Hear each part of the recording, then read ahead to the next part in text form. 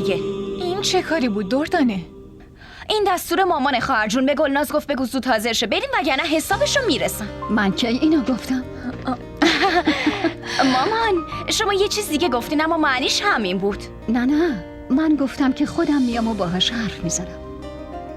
من نمیام مامان. چرا نمیای عزیزکم؟ تولد امجده، با احترام دعوتمون کرده. آخه چرا نمیای؟ ولی مامان جان نیومدن من که تأثیری نداره.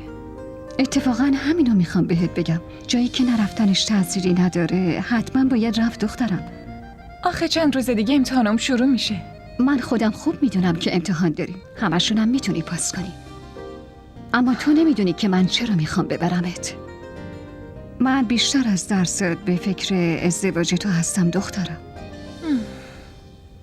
خدا میدونه که بعد چند وقت همه ی فامیلمون دوره هم جمع میشن.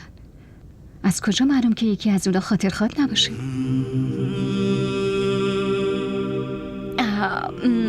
داداش امرانم حتما اومده ها.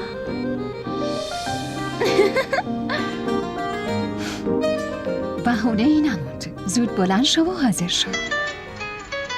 مامان امجد زنگ میزنه. بهش بگو همین الان داریم راه میافتیم. باشه میگم. ببینم دیدن دردانه رود اثر گذاشته گلناز. الو امجد. شما کجا موندین پس؟ چرا هنوز نرسیدیم؟ یکم دیگه راه میافتیم ببینم مگه بقیه رسیدن.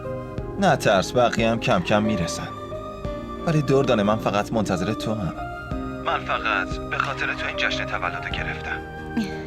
امروز همون روزیه که جلوی همه آرزوامو برات میخونم و ازت خواستگاری میکنم. داری راست میگی؟ پس چی دروغ میگم؟ اگه اینطوریه پس چرا خودت با ماشینت نمیای دنبالمون ها؟ راستشو بخوای با این لباسا خوشم نمیاد با ریکشا پاشم بیام اونجا. راستشو بخوای بابا با ماشین رفته بیرون. ولی من ماشین دایی زهی رو میگیرم و میام. شما حاضر باشین. واقعا؟ باشه خوبه پس زود بیا من منتظرتم.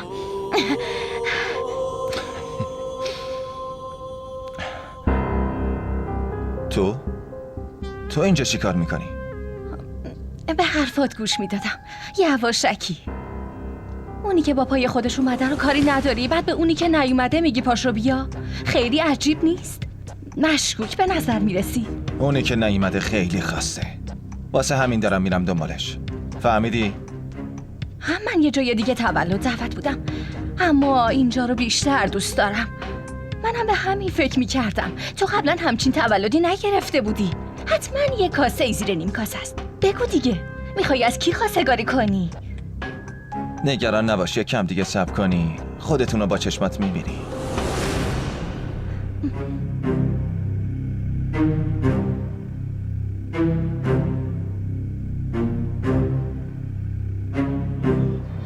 داداش نجیب کجاست؟ نمیبینمش. نجیب سر یه کاری بود الان میاد.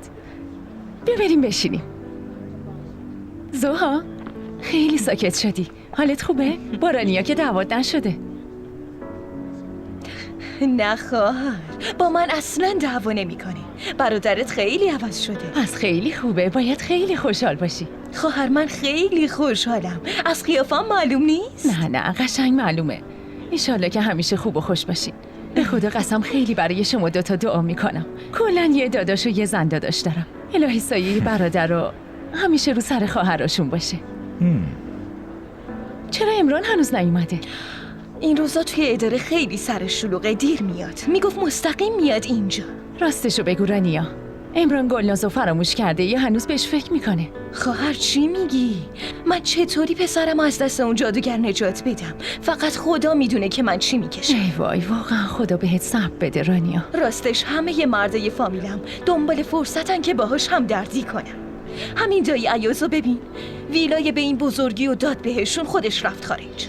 توی این دنیا هیچ وقت یه هدیه کوچیکم به ما نداد، بعد به اون کل ویلا رو داد. تو داستان نجیب یادت نیست؟ بعد از اختر فهیمه چطوری برای نجیب احمد تور پهن کرد. با کلی نظر و نیاز و دعا زندگیمو نجات دادم. همش رو یادمه خواهر. اما یه چیزی بگم بهت، من شنیدم که اثر دعا بعد یه مدت تموم میشه ها. حواست بهشون باشه. دایی سویچ ماشینتون رو بدین. واسه چی؟ کجا میخوای بری؟ میخوام خاله فهیمه رو بیارم. اونا منتظر من. تو چرا میخوای بیاریشون؟ خودشون نمیتونن بیان؟ آخه چطوری بیان؟ الان میرم میارمشون دیگه. لازم نکرده بری بیاریشون امجد. همه مهمونا اومدن. بعد تو میخوای بری پرنسسا رو بیاری؟ برو بشین. خودشون میان. خواهر بذار بره. اون بیچاره ها چجوری میان؟ ببینم حالا تو چرا دلسوزشون شدی زها؟ خواهر، اگه از اول میدونستم که امروز شما هوری پریا رو اینجا دعوت کردین اصلا نمیومدم. ای بابا به اصرار این دعوت کردم.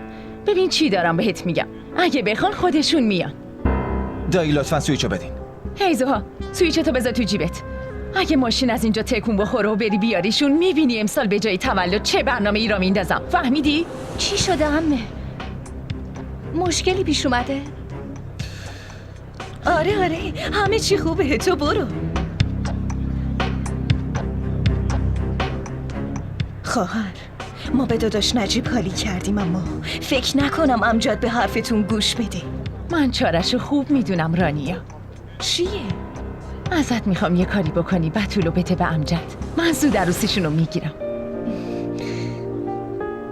ببین رانیا، من الان یه ذره اختیار امجدو دارم، ولی بعدنو نمیدونم. بعد از من گله نکنی یا؟ خواهر شما حرف دل منو زدین.